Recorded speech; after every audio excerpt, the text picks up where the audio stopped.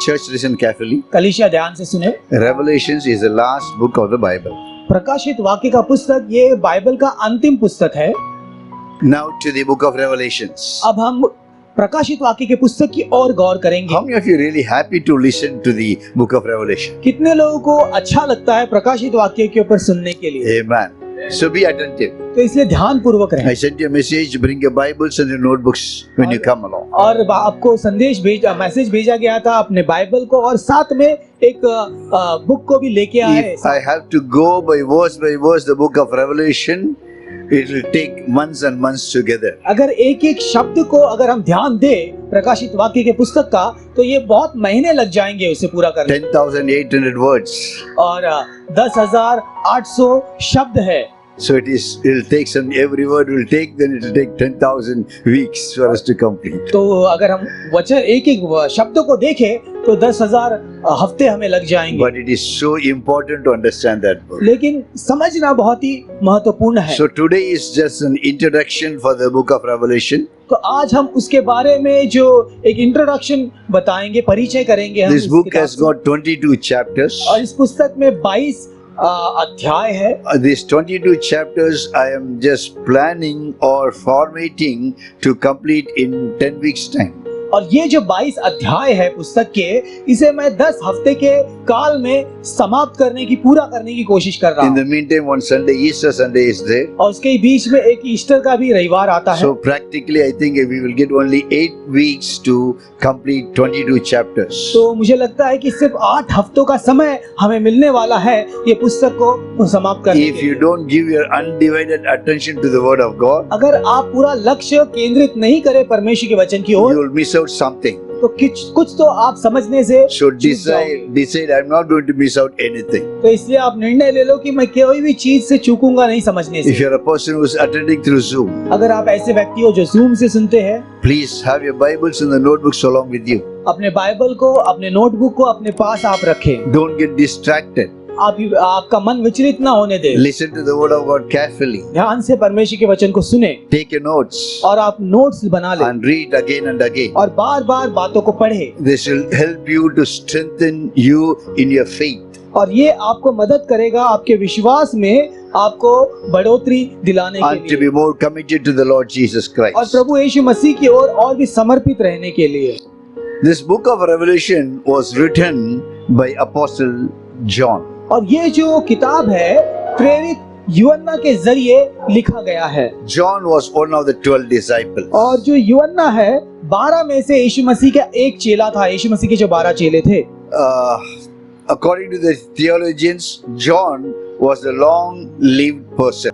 जो विद्वान है बाइबल के, वो कहते हैं कि ये जो यूहन्ना जो चेला है वो काफी समय, काफी काल तक जीवित रहा He lived almost for 93 years. और लगभग 93 की उम्र तक वो जीवित रहा। Born in 6 AD.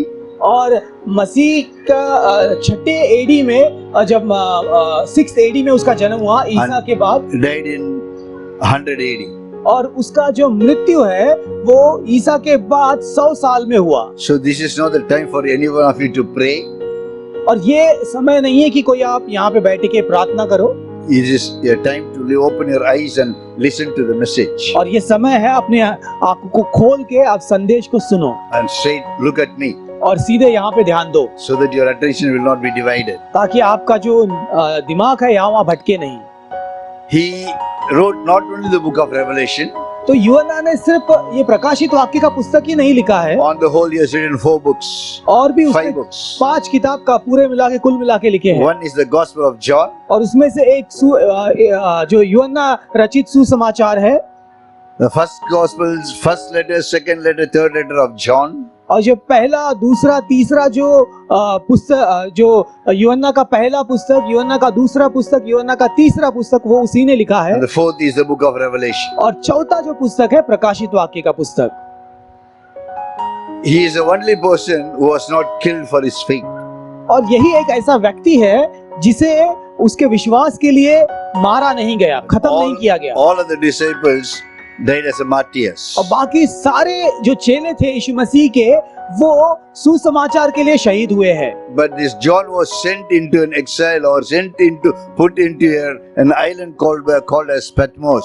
लेकिन ये जो यूहन्ना है उसे सजा दी गई थी सुसमाचार प्रचार करने की वजह से, और उसे एक टापू जो प्रतमोस का टापू कहा जाता है वहां पे उसे बंदी बनाया गया था। That island was something like in those days our Andaman or Nicobar Islands. और आज के अगर हम देखें, आज के समय में जैसे अंडमान और निकोबार में जहाँ पे कैदियों को भेजा जाता है, उस तरह का वो टापू था। In those days, Andaman Nicobar was a place where they used to put all the prisoners. और एक समय था जहाँ पे अंडमान निकोबार का जो टापू है वहाँ पे भारत के सारे जो कैदियों को वहाँ पे भेजा जाता था। And this Patmos island was like in a Greek an island which they sent the prisoners or the criminals. और उसी तरह से ये जो पतमोस का जो टापू है, ये भी उन दिनों में यूनान में ये एक टापू था जहाँ पे कैदियों को भेजा जाता था। It is an island near Greek. और ये जो एक टापू है जो यूनान में है। And this John was sent as a exile, as a prisoner there. और ये जो यूहन्ना है उसे वहाँ पे कैदी बनाकर बंदी में डाला गया। This book is a book of hope. और ये जो किताब है ये आशा की पुस्तक है। It gives us hope ये हमारे अंदर आशा उत्पन्न करती है about the return of the Lord Jesus Christ. यीशु मसीह के आने के बारे में। That's the greatest hope of a believer. ये कोई भी विश्वासी का सबसे बड़ा आशा ये है, Because we know and we believe that Jesus is going to come back one day. क्योंकि हम जानते हैं और ये विश्वास करते हैं कि यीशु मसीह एक दिन आने वाले हैं And he will judge this world. और ये संसार का वो न्याय करेंगे We punish the wicked और जो दुष्टों को वो सजा देंगे and give a grace to the righteous. और धार्मिक लोगों को अनुग्रह बताएंगे Eternal life. और अनंत काल का जीवन That's देंगे। the hope of every believer. और यही हर एक विश्वासी की आशा है That's our hope. और ये हमारी आशा है। When we die जब हम मरेंगे or if Jesus comes, या फिर उससे पहले अगर यीशु मसीह आ जाता है we will have an eternal life. तो हमें अनंत काल का जीवन मिलेगा। Lift your hand and say अपने hallelujah. हाथ उठा के हालेलुया That's the करें। greatest hope what we have. और ये सबसे बड़ी आशा हमारे जीवन में हमारी है। Apostle John was an eyewitness of the Lord Jesus Christ. प्रेरित यूहन्ना वो एक ऐसा गवाह था जिसने यीशु मसीह को हूबहू उसके काम को देखा था। He saw the life of Jesus. उसने यीशु मसीह के जीवन को देखा था He saw the sufferings of the Lord Jesus और Christ. जो दुख यीशु मसीह ने उठाए थे उन सारे दुखों को देखा था। He was in the death and the resurrection of the Jesus Christ. जब यीशु मसीह मारे गए और जब यीशु मसीह वापस जीवित हुए उसे भी उसने देखा He था। was a whole eyewitness of the Lord Jesus. और वो सारे घटनाओं का वो आंखों देखा गवाह था। He was proclaiming the victorious Lord Jesus will surely come back. और वो ये घोषित कर रहा था कि ये जो यीशु मसीह पुनः जीवित हुआ है, विजय बनकर वो जरूर वापस आएगा। Hallelujah. Hallelujah. To whom John writes this book? ये जो पुस्तक प्रकाशित वाक्य किन लोगों को यूहन्ना लिख रहा है? Very specially to the 7 churches in Asia Minor. खास करके जो एशिया के जो 7 कलीसिया है उन्हें वो लिख रहा है And to all the believers of the world. और संसार के सारे विश्वासियों को ये लिख रहा है। This book was written somewhere in 95 AD when he was exiled in Patmos. और ये पुस्तक लगभग ईसा के मृत्यु के 95 साल के बाद लिखा गया था जब उसे बंदी गृह में डाला गया था। God gave him a vision परमेश्वर ने उसे दर्शन दिया and he told, write these things in a book. और वो परमेश्वर ने उसे कहा ये सारे बातों को एक किताब में तू लिख दे Send it to the 7 churches in the Asia Minor. और एशिया के जो 7 कलीसिया है उन्हें ये भेज दे। Because theologians believe that time that churches were going under a great persecution. क्योंकि जो विद्वान है उनका ये सोच या मानना था उन दिनों में जो कलीसिया बहुत ही दुख उठा रहा था, बहुत ही पीड़ा से गुजर रहा था। There will be some very hard words which you may be listening. और कुछ कठिन शब्दों का यहाँ पे प्रयोग किया जाएगा And I wish Odin will be able to translate it better by the power of the Holy Spirit. और पवित्र आत्मा के सामर्थ्य से, अनुग्रह से मैं उन बातों को अच्छे से आप लोगों को बता पाऊंगा। Because that words, when I say those words, I will definitely explain what that word means like. और जब वो शब्दों को प्रयोग करेंगे उसके साथ में उसका मतलब भी समझाएंगे कि उसका मतलब क्या है। This Revelations book is written in an apocalyptic type or form. और ये जो पुस्तक है ये एक भविष्य काल के लिए लिखा गया है और एक ये अंतिम समय के विषय में लिखा गया है। That means describing the destruction and the end times of the world. इसका मतलब है वो ये संसार का अंत कैसे होगा, किस तरह से इसे नष्ट किया जाएगा संसार को, उसके विषय में ये पुस्तक बताता है। That is according to the Oxford Dictionary. और ये ऑक्सफोर्ड जो शब्दकोश है उसके आधार पे बताया जा रहा है। But the Baker's Biblical Dictionary says this way. लेकिन जो बेकर्स जो बाइबल का जो शब्दकोश है वो ऐसे समझाता है, Lifting up the veil between heaven and earth. ये जो पुस्तक है, ये जो स्वर्ग और जो पृथ्वी के बीच में जो एक पर्दा है, ये पर्दे को उजागर करता है, खोलता है। All are the revelation or the plan of God for the coming times of the world. या फिर ये पुस्तक बताता है कि परमेश्वर की योजना भविष्य के बारे में क्या है। So this is how this Revelations book has been written. तो इस तरह से ये जो प्रकाशित वाक्य पुस्तक है वो लिखा गया है। So it is very important to understand what's going to happen in this world in the coming days. तो इसके लिए बहुत ही जरूरी है इन बातों को समझना कि ये संसार में भविष्य में क्या होने वाला है।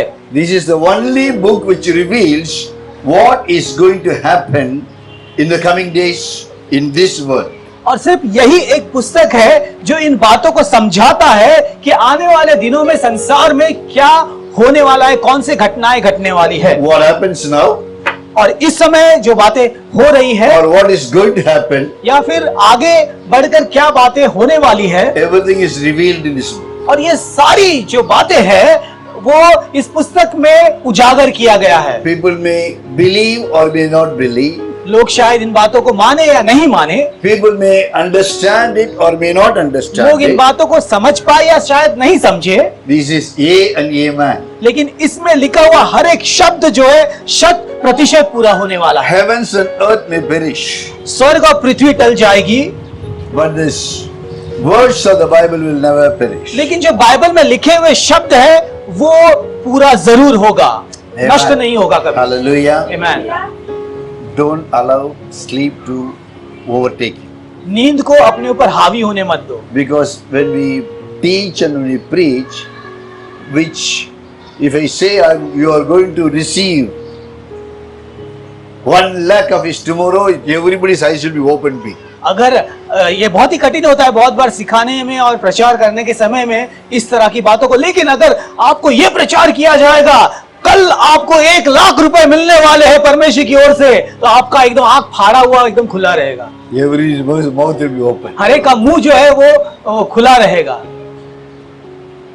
But those preachings are not according to the word of God. लेकिन ये सारे जो प्रचार जो करते हैं वो परमेश्वर के वचन के आधार पर नहीं है। So but I would like to prefer to teach what is written in the word of God. लेकिन मैं उन बातों को सिखाना पसंद करता हूं जो परमेश्वर के वचन में लिखा हुआ It है। is your decision to listen it very carefully. और ये आपका जिम्मेदारी है कि उन विषय को, उन बातों को आप अच्छे से सुनो। What I'll suggest is, आपको मैं एक बात को समझाना चाहता हूं, if you're feeling like sleepy, अगर नींद आ रही है you can stand up as I stand up. और जैसे मैं खड़ा हूं आप अपने जगह पर खड़े हो जाओ। Okay, if I can stand and preach, you can stand and listen. अगर मैं खड़ा रह के प्रचार कर सकता हूं तो आप भी खड़े रह के सुन सकते हो।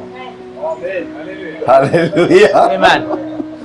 So it is your preference. तो ये आप क्या चाहते हो उसके ऊपर आधारित I'm है। not compelling you to stand up, और मैं आपको ये नहीं कह रहा हूं कि आपको खड़ा ही होना है, but still you feel, oh, the sleep is disturbing me. लेकिन अगर आपको लगता है कि नींद मुझे परेशान कर रहा है You can feel free to stand up. Nobody will have to think bad about you. तो आप खड़े रह के सुन सकते हो, कोई बुरा नहीं मानेगा। As a matter of fact, we'll appreciate you because of your decision. और वो देखकर मुझे तो मैं आपकी सराहना करूंगा, क्योंकि आप परमेश्वर के वचन के प्रति कितनी गंभीरता है वो बताएगा। The book is a book of future and of a present. और ये जो पुस्तक है भविष्य काल का पुस्तक है और भविष्य के बातों के बारे में लिखा हुआ पुस्तक है। It offers a great hope, especially for you and me who try to live a life for the Lord Jesus Christ. और ये खास करके ये बातें, ये जो पुस्तक है उन लोगों के लिए है जो अपना जीवन पिता के लिए, पर यीशु मसीह के लिए जीना चाहते हैं। Very specifically to those who proclaim the gospel. और खास करके उन लोगों के लिए जो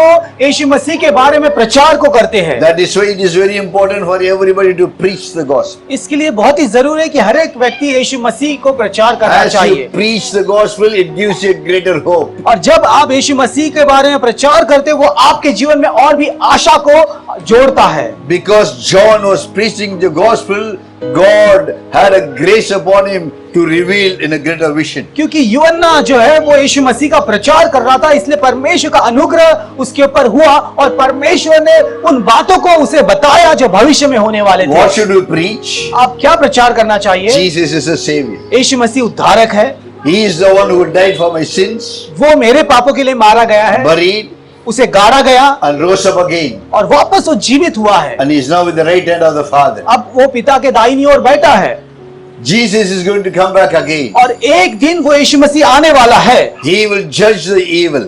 और वो ये बुराई का न्याय करेगा।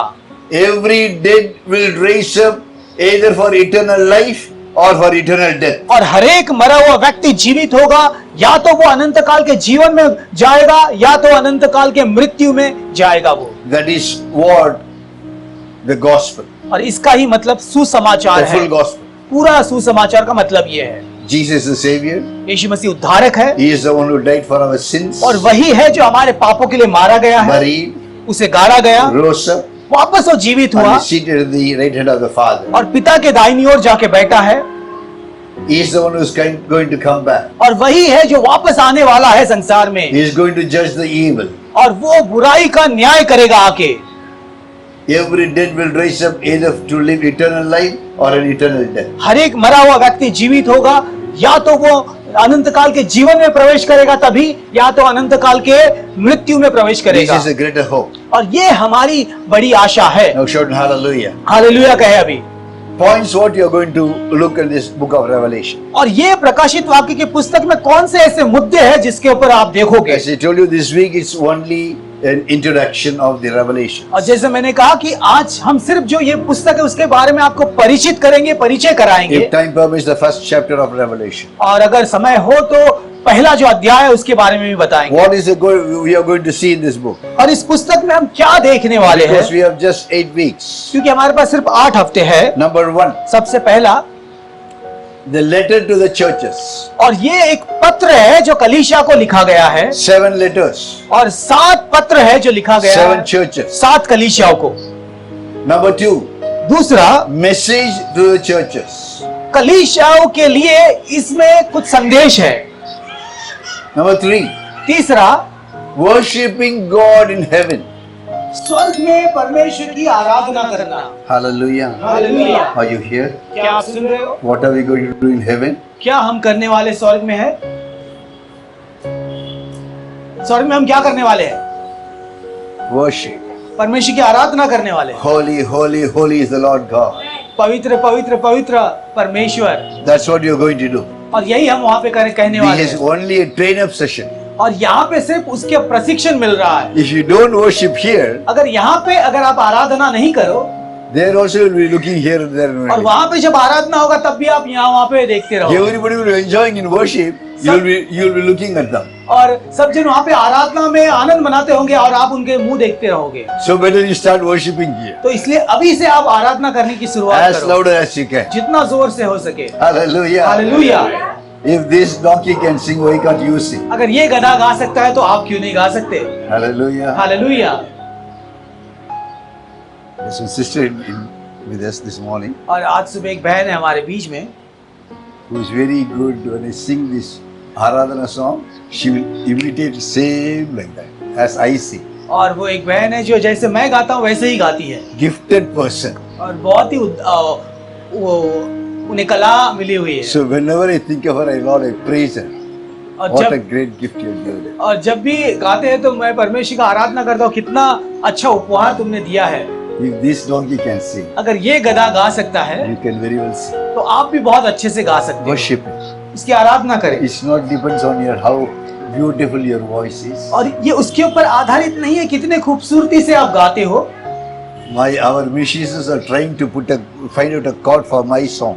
और जो हमारे जो वादक है, जो संगीत जो म्यूजिक बजाते हैं, मैं जो गाना गाता हूँ वो कौन से पिच पे गा रहा हूँ, सुर में गा रहा हूँ, वो ढूंढते हैं कहाँ पे है वो। They are trying to find out, but they are not able to get it. और वो ढूंढते कौन सा सुर है ये, और लेकिन वो सुर मिलता नहीं है उन्हें। But thank God I sing. लेकिन परमेश्वर को धन्यवाद हो, मैं गा रहा हूँ। I don't bother whether they will be able to get to music or they are not able to get to music. I don't mind. और मुझे इस बात की परवाह नहीं है उन्हें उसका सुर मिले या नहीं मिले, लेकिन मुझे परमेश्वर के लिए गाना है। Hallelujah. Hallelujah. God bless you. परमेश्वर आपको आशीष करे। Worshipping in heaven. स्वर्ग में आराधना करना Opening of 7 seal. और 7 मोहरों को खोला जाना। The sound of the trumpet. तुरही की आवाज के विषय में लिखा है। Observing the conflict is going to happen in the world. और उन विषय में जो ये संसार में जो गड़बड़ी होने वाली है, उन विषयों को जानने के विषय में लिखा है। Pouring out of 7 plagues. और 7 प्रकार के महामारी को डाला जाएगा, उसके विषय में लिखा है। The final victory. और अंतिम विजय के बारे में लिखा है। The new heavens and the new earth. फिर नया स्वर्ग और नई पृथ्वी के विषय में लिखा है। These are the things we will try to meditate as possibly as we can. तो ये वो बातें हैं जिसके ऊपर हम गौर करने वाले, जितना जल्दी हो सके उतने जल्दी में। So I have another 15 minutes. तो अभी और 15 मिनट बचे हैं। So I'll try to take up this Revelations book, the chapter 1 of the Revelation. और तो ये जो प्रकाशित वाक्य का पहला अध्याय है हम देखेंगे। So this is the introduction of the book of Revelation. तो ये परिचय है प्रकाशित वाक्य पुस्तक And के विषय these में। are the things which you are planning to meditate in the coming days. और आने वाले दिनों में ये सारी बातों के ऊपर हम ध्यान देने वाले हैं, हम सीखने वाले हैं। So I will request you to please go home, read 1 chapter ahead. Supposing next week, chapter 2, chapter 3, chapter 4, you read it so that when we meditate, it will be easy for you to pick it up. तो इसके लिए जब आप घर पे जाओ तो जो प्रकाशित वाक्य का 1, 2, 3 जो पुस्तक है, आप घर पे जाके पढ़ो। तो आने वाले हफ्ते जब आओगे, जब उसमें से बताया जाएगा, समझाया जाएगा, तो आपको समझने में वो बातें आसान हो जाएगी। For your benefit. आपके भलाई के लिए। So turn your Bible to Revelation chapter 1. तो इसके लिए प्रकाशित वाक्य का पुस्तक पहला अध्याय आप खोले।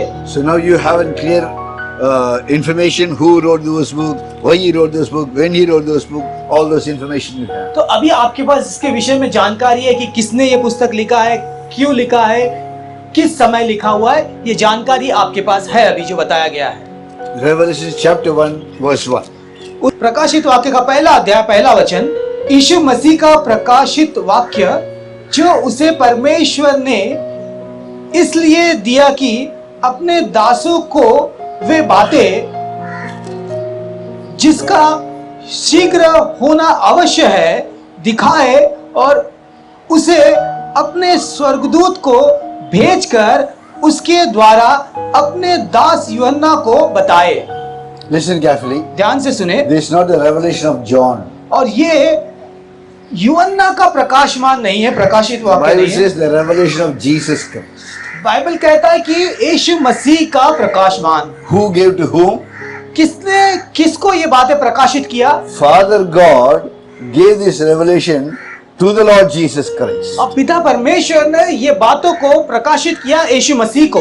The revelation of Jesus Christ, which God the Father gave to him, Jesus, to show his Jesus servant by the angel of God. और ये बातों को पिता परमेश्वर ने यीशु मसीह को प्रकाशित किया कि Yeshu Masih Jesus servant Father God gave this revelation to Jesus. और जो पिता परमेश्वर ने यीशु मसीह को ये बातें प्रकाशित किया। And Jesus in turn gave this revelation to his servants. that is his disciples or we. और यीशु मसीह ने वो सारे जो प्रकाशमान है वो अपने सेवकों को वो बातों को समझाया या सेवकों को वो प्रकाशित किया Through his angels. उसके स्वर्गदूतों को भेजकर। This book is given by God, the Father God, to Jesus. ये जो पुस्तक है पिता परमेश्वर ने यीशु मसीह को दिया है या प्रकाशित किया है। Listen carefully. John chapter 1 verse 1 says, in the beginning was the Word was with God, the Word was God. So that means Jesus himself is God. तो जो यूहन्ना पुस्तक है उसका पहला अध्याय उसका पहला वचन में लिखा है कि आदि में वचन था, वचन परमेश्वर के साथ था और वो वचन ही परमेश्वर था। इसका मतलब वो जो वचन यीशु मसीह है वही परमेश्वर है। Then why was it necessary for Father God to give this revelation to Son Jesus Christ? तो फिर ये क्या जरूरत हुई है यहाँ पे कि जो पिता परमेश्वर है उन्हें ये बातों को यीशु मसीह को प्रकाशित करना पड़ रहा है। If Jesus is God, अगर यीशु मसीह परमेश्वर है why is this bifurcation? तो ये यहाँ पे इस तरह से क्यों समझाया जा रहा है अलग अलग करके। In English, to him is capital letters, that means that refers to Jesus, which God gave him to Jesus. और यहाँ पे अंग्रेजी में जो हिम है जो लिखा है जो उसके विषय में जो हिम है उसका एच जो होता है जब लिखते हैं वो उसका कैपिटल लेटर इस्तेमाल किया जाता है, मतलब वो जो परमेश्वर के लिए इस्तेमाल किया जाता है उसे दिया गया, मतलब वो जो है उसका श्रेष्ठ शब्दों में लिखा है जो परमेश्वर के विषय में दर्शाता है। We worship a triune God. हम जो त्रिएक परमेश्वर की आराधना करते हैं And the three has a different office. और वो तीनों का अलग different अलग work. काम है या फिर दफ्तर अलग अलग है तीनों का, The three are together. लेकिन तीनों एक ही है, They are not different. वे अलग नहीं है। But it talks about the three works. लेकिन तीन परमेश्वर के कामों के विषय में लिखा हुआ है। Father God gave the revelation to his son Jesus. पिता परमेश्वर ने ये बातों को अपने पुत्र यीशु मसीह को प्रकाशित किया या बताया And Jesus with the help of the Holy Spirit revealed it to the church. और यीशु मसीह ने पवित्र आत्मा की सहायता से इन सारे विषय को अपने कलीसिया तक पहुंचाया। The works of the triune God. और त्रिएक परमेश्वर का जो काम अलग अलग है। So this is what we have to understand very carefully. If this we have to go verse by verse, it will take much time, but listen carefully, go home and read it so that you will be able to understand in a better way. तो इन बातों को हमें बहुत ही अच्छे से समझने की जरूरत है, लेकिन जब हम एक एक वचन को खोल के देखें तो उसके लिए काफी लंबा समय लगेगा। इसके लिए जब आप घर पे जाते हो तो आप उन बातों को पढ़े जिससे आपको उस विषय में अच्छे से समझ आए।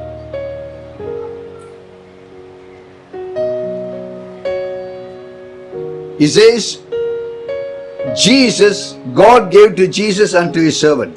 और लिखा है कि यीशु मसीह ने परमेश्वर ने यीशु मसीह और उसके सेवकों को ये बातें दी। Straight away verse 4. चौथा वचन, John is giving a greetings to the churches. और यहाँ पे यूहन्ना जो कलीसियाओं को एक परिचय दे रहा है, अपना अभिवादन दे रहा है। And before that John says in verse 3, blessed is he who reads and those who hear the word of this prophecy and keep those things which are written in it, for the time is near.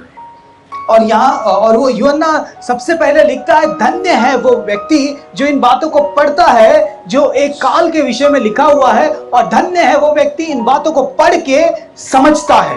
Those we hear और जो सुनते हैं, and those who read और जो पढ़ते हैं, and those who keep this word. और जो इन बातों को अपने साथ बनाए रखते हैं। So that means today's requirement is read this word, listen to this word, keep up according to this word.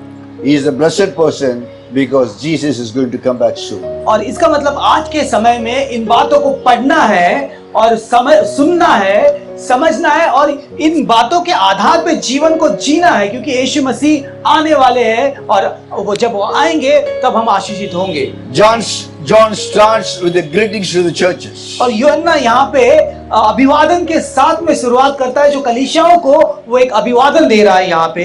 Grace and peace from him, that is the Father God, who was and is to come. जो परमेश्वर आने वाला है उसकी ओर से जो अनुग्रह और शांति तुम्हें मिले। So that means here also talks about the triune God. और यहाँ पे भी वो त्रिएक परमेश्वर के विषय में लिखा है। He says the seven spirits, what is mentioned is the Holy Spirit. और यहाँ पे जो 7 आत्माओं के विषय में लिखा है, पवित्र आत्मा है जो।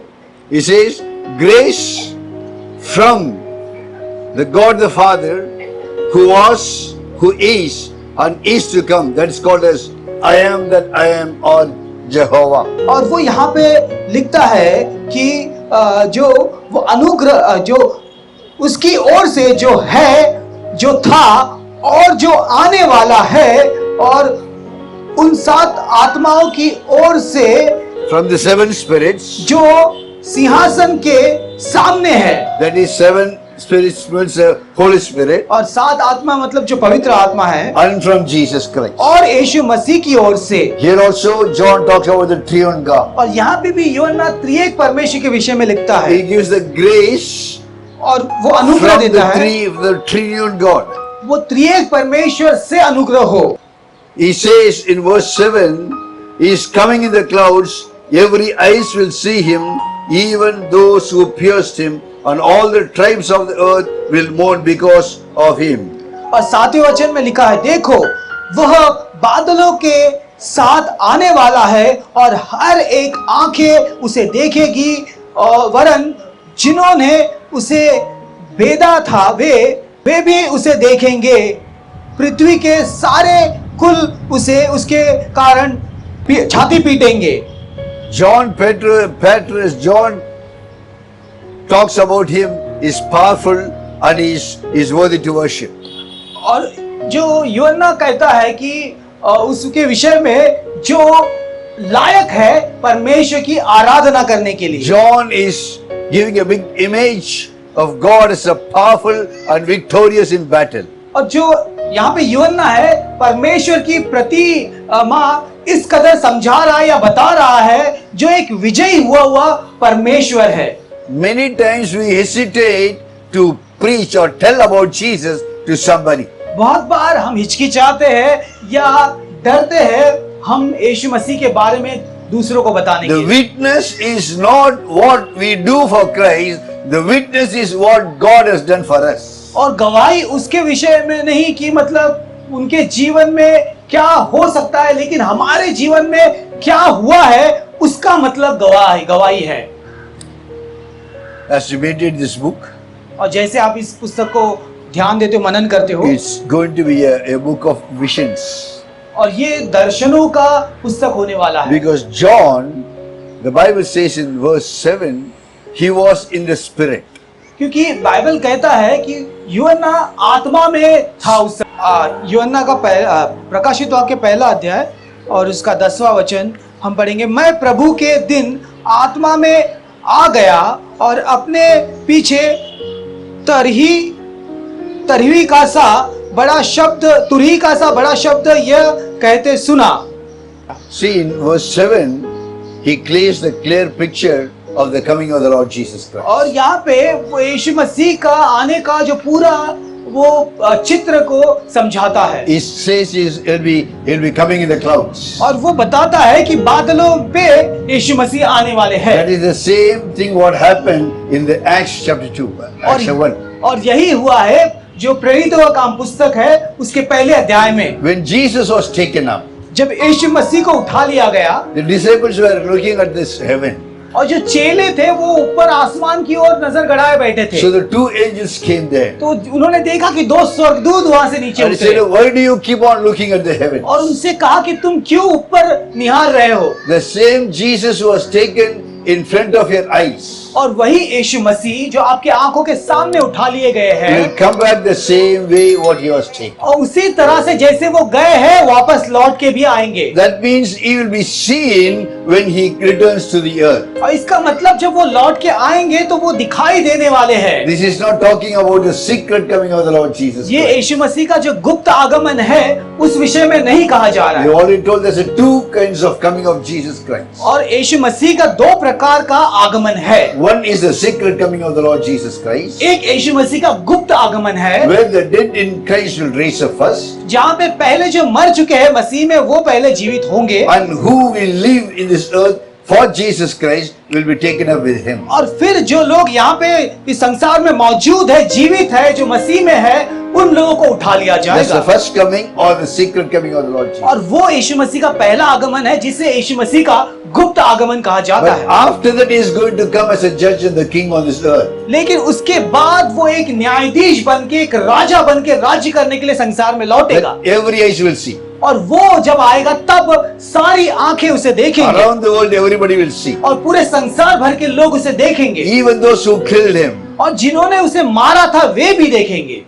That is the Jews. Talks about the Jewish people. और वो यहूदियों के विषय में कहा जा रहा है जिन्होंने उसे मारा था।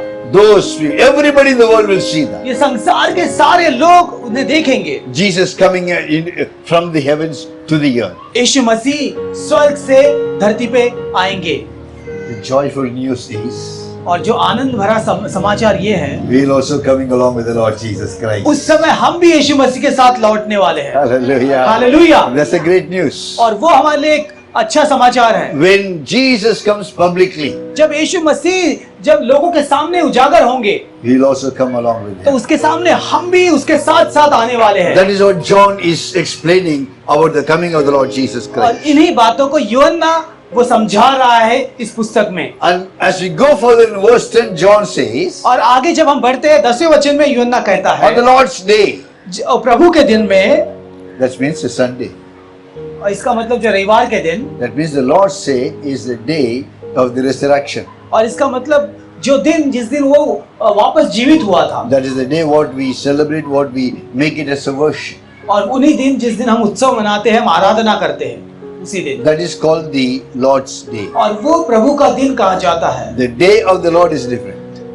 प्रभु का दिन जो है वो अलग है और प्रभु जिस दिन जीवित हुआ था वो दिन अलग है। It's called the Lord's day. और आज जो है ये प्रभु जिस दिन जीवित हुआ था वो दिन है। Today is the Lord's day.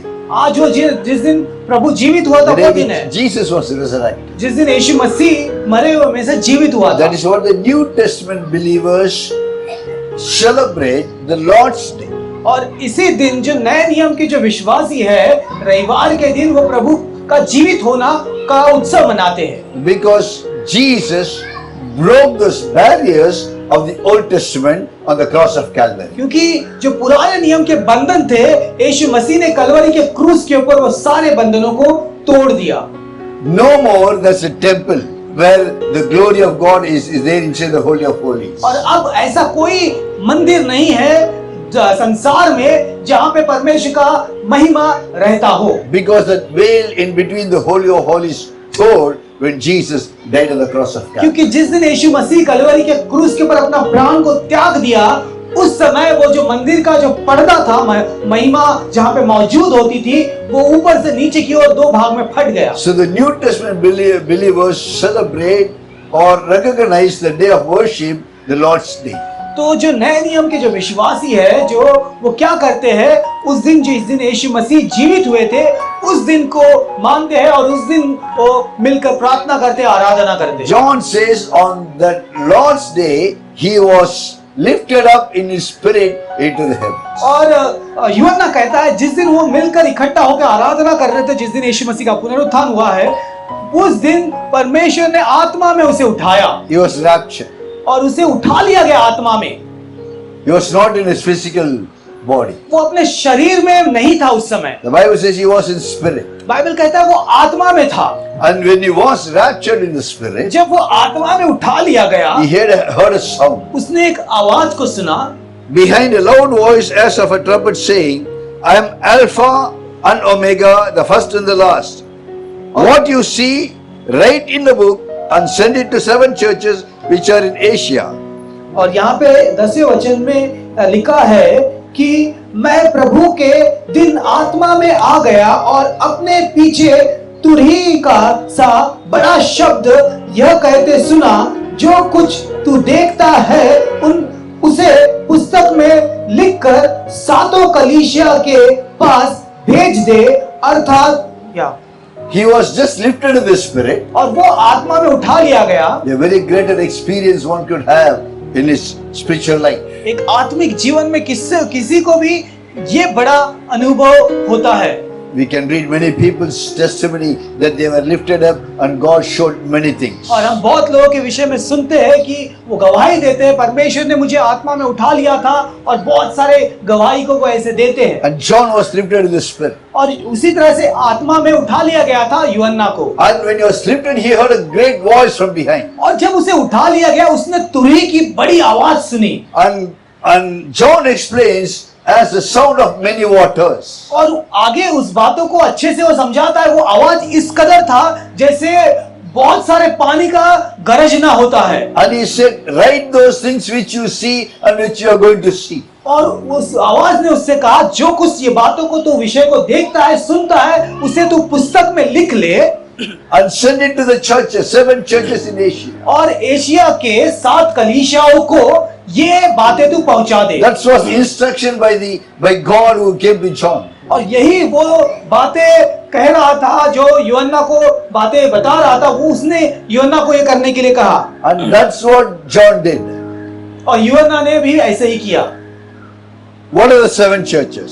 7 कलीसियाएं कौन सी है? The church of Ephesus, Ephesus की कलीसिया, the church of Samaim, और सुमुना का कलीसिया, Pergamos, पेरगमुस का कलीसिया, Thyatira, थुआतीरा का कलीसिया, Sardis, और सरदीश की कलीसिया, Philadelphia, और फिलदिल्फिया की कलीसिया, and Laodicea. और लौदीकिया की कलीसिया।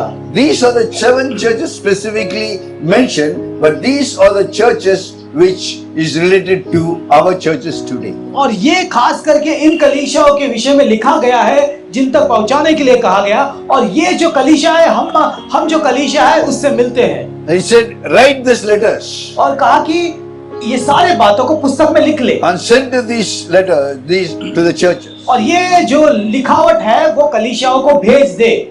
This was the voice John heard from the here. और ये शब्द यूहन्ना ने सुना। And now when John heard this in his spirit, the Bible says he turned back to see what this voice is. और जब यूहन्ना ने ये आवाज को सुना, इन बातों को, तो बाइबल में लिखा है यूहन्ना पीछे मुड़ गया ये देखने के लिए कि ये कौन कह रहा है।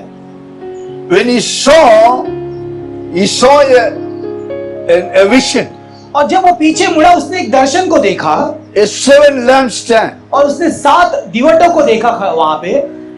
In between a revelation of the Lord Jesus Christ. और उसके बीच से परमेश्वर का प्रकाशमान आ रहा था। Verse 12. और 12 वचन है, तब मैंने उसे जो मुझसे बोल रहा था देखने के लिए अपना मुंह फेरा, और पीछे घूमकर मैंने सोने की 7 दिवटें देखा, और उन दिवटों के बीच में मनुष्य के पुत्र सुंदर एक पुरुष को देखा, जो पांव तक का वस्त्र पहने और छाती पर सोने का पटुआ बांधे हुए था। Now listen very carefully. Everybody shout hallelujah. और हर एक जन हालेलुया कहे। Very important now. और बहुत ही जरूरी है। Introduction would have felt you can just okay what something is there. But the introduction would have felt very something okay. Some narration is going on. और ये जो इस पुस्तक का परिचय जब दिया जा रहा है, आपको लगता होगा कि हाँ कहानी का जैसे हम बताते हैं ना, वो कहानी जैसे बताया जा रहा है। Now you are coming to the scene. लेकिन अब आप जो मुख्य उसका पिक्चर चित्र में आ रहे हो। John was in the spirit. यूहन्ना आत्मा में था। He heard a voice. उसने आवाज को सुना, I am Alpha and Omega. मैं अल्फा ओमेगा हूँ। And he says, write these and send it to the 7 church. और उसने कहा इन बातों को लिख ले और 7 कलीसियाओं को भेज दे। When he heard this voice, जब उसने ये आवाज को सुना, John would have had a shock. यूहन्ना शायद अचंभित हो गया, And he would have turned back to see who is that who speaks? और वो पीछे मुड़ गया देखने के लिए कौन उससे कह रहा है। And there John has a vision. और वहां पे यूहन्ना एक दर्शन देखता है The 7 lampstands. और 7 सोने के दिवट है। In between, he sees a person like a son of man. और उनके बीच में वो परमेश्वर के पुत्र सा एक व्यक्ति को देखता है। And now John explains how that son of man looked like. और फिर वो उसका वो चित्र को बताता है कि किस तरह से वो परमेश्वर का पुत्र नजर आता है। He was clothed in a garment from his shoulders to down to the feet, और उसका जो पोशाक है वो पूरा पैरों तक है, which represents princely and priestly garment. और जो पूरा जो पोशाक है पैरों तक वो क्या दर्शाता है? एक ऐसा राजसी व्यक्ति जो राजकुमार है, Representing righteousness and the honor. और धार्मिकता और आदर का प्रतिबिंब है। And he says he was girt with a golden girt on his breast and hip. और लिखा है कि छाती पर सोने का पुड़का बांधे हुआ था, which represents the breastplate of the high priest. और जो मुख्य याजक महायाजक होता है उसका वो एक पुड़का यहाँ पे जो लगाते हैं उसे दर्शाता If you है। read the book of Exodus and Leviticus, आप व्यवस्था विवरण और लेवी व्यवस्था अगर पढ़ो, God gave Moses a specific dress for the high priest and the priest. याजकों के लिए और महायाजक के लिए परमेश्वर ने खास एक पोशाक के विषय में लिखा हुआ है। And Hebrews 9 he says Jesus came as a high priest to the temple not made with hands, but which is not made without hands. और लेकिन हिब्रानियों के 90 अध्याय में लिखा है कि यीशु मसीह जो है वो महायाजक है, वो मंदिर का जो हाथों से बना हुआ मंदिर नहीं है लेकिन आत्मिक मंदिर है। He saw that person was girt with a highly priestly garment and the breastplates. यूहन्ना ने देखा एक व्यक्ति जो है एकदम सुंदर पोशाक पहने हुए और खड़े हुआ है महिमा, And his hair was like a white wool, और उसके जो बाल थे सफेद थे, as white as a snow, और जैसे कि बर्फ के नहीं सफेद, representing the glory of God. और जो परमेश्वर के महिमा को दर्शाते हैं। For his eyes was like a flame of fire. और जो उसके आंखें थे वो जलते हुए ऐसे ज्वाला के समान थे। If some of you would have seen this Batman and this all these pictures, you will see like the eyes from the eyes, sharp rays will come out. और आपने शायद वो कार्टून में या फिर वो सब पिक्चर्स आते हैं ना, जो बैटमैन ये सब जो है, जो वो स्टार वॉर्स के, उनके आंखों से कैसा एक ऐसा ज्वाला के जैसा निकलकर ऐसे जाता है, उस तरह से। Those people got from those ideas from this book. और उन लोगों को ये सारे जो सोच है यहीं से मिले हैं। And it says, John says his eyes was like a flame of fire. और जो लिखा है कि उसकी आंखें जो है वो ज्वाला के समान थे, which penetrates the hearts of the people. और जो लोगों के हृदय को भेदता है। His feet was like a pure bronze. और उसका जो पैर है वो पूरी तांबे के समान थे, which was just from the furnace shining. और जो पीतल के समान थे, उत्तम, जो जैसे जिसे हम आग से निकालते तो कैसे चमकदार होता है उस तरह का था। On the right hand he had 7 stars. और उसके दाहिने हाथों में 7 तारे थे, representing the churches. जो कलीसिया को दर्शाता है। Out of his mouth went 2-edged sword. और उसके मुंह से 2 धारी तलवार निकलती थी। It can wound or it can heal. और ये या तो वो जो तलवार है घात करती या तो चंगाई देती। It is both a butcher's knife and a doctor's knife. और वो जो है वो दोनों चाकू छुरे के समान है। एक वो छुरा दर्शाता है जो बकरा या जो मांस मटन काटता है ना, उसके पास होता है, और दूसरा और एक जो छुरा होता है वो डॉक्टर के पास भी छुरा होता है। Both are knife. दोनों भी छुरे ही होते हैं। But one wounds the people, one heals the people. और लेकिन एक क्या करता है, घात करता है, और दूसरा क्या करता है, वो चंगाई को देता है। it strikes the sin left and right. और वो पाप को दाहिनी और बाईं ओर काटता है। And finally says, his countenance, face was brighter than the sunlight. और अंत में कहता है उसका जो चेहरा है वो सूरज से भी ज्यादा चमकदार है। And John says, when he turned to see him, and when he saw that vision, he says, I fell at his feet like a dead person. और यूहन्ना कहता है जब मैं मुड़ा उसे देखने के लिए और जब ये दर्शन को मैंने सारा देखा, मैं उसके पैरों पर मृत सा गिर गया। No one can stand the glory of God. कोई भी परमेश्वर की महिमा के सामने खड़ा नहीं हो सकता। Paul was traveling from Jerusalem to Damascus पौलुस यरूशलेम से दमास्कस की ओर जा रहा था to kill these servants of Jesus. और यीशु मसीह के जो सेवक है उन्हें मारने के लिए। On the way to Damascus, और दमस्कस के मार्ग पर Jesus met him यीशु मसीह उससे मिले with the same powerful light. और उसी ज्वाला उसी रोशनी के साथ में यीशु मसीह उसके सामने आया। Saul says, in the middle of the day, yes, light struck him. और सौल कहता है कि कड़ी धूप के बीच में एक रोशनी ने आके मुझे धड़क दी। I fell as a dead man. और मैं जब वो रोशनी मुझ पर पड़ी, मैं मृत सा पड़ गया Eyes was blinded. और मेरी आंखें अंधे हो गए। That's the glory of Jesus. और वो यीशु मसीह की महिमा है। Shout hallelujah. Hallelujah.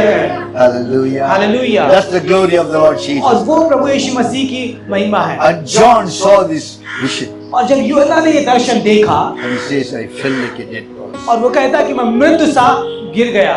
And there, God gives the vision to the churches. और वहां पे कलीसियाओं के लिए उसे दर्शन दिया जाता है। This is what we continue in the coming days. और ये बातें आने वाले दिनों में हम देखेंगे। This is the introduction and the first chapter of the Revelation. और ये प्रकाशित वाक्य पुस्तक का परिचय था और उसका पहला अध्याय It's था। going to be very interesting. और ये बहुत ही रुचिदायक होने वाला है। The visions what John had. और जो दर्शन यूहन्ना ने देखा है The seal which was opened in the vision. और वो जो मोहरों को खोला गया दर्शन में Voice what he heard. और जो आवाज उसने सुनी है, It's very important for everybody to understand this. और ये बातें समझना हर एक के लिए बहुत जरूरी है। Hallelujah. Hallelujah. Do not miss any one Sunday. और कोई भी रविवार सुनने से चूके नहीं You आने will से। be blessed by the word of God. परमेश्वर के वचन से आप आशीष पाओगे।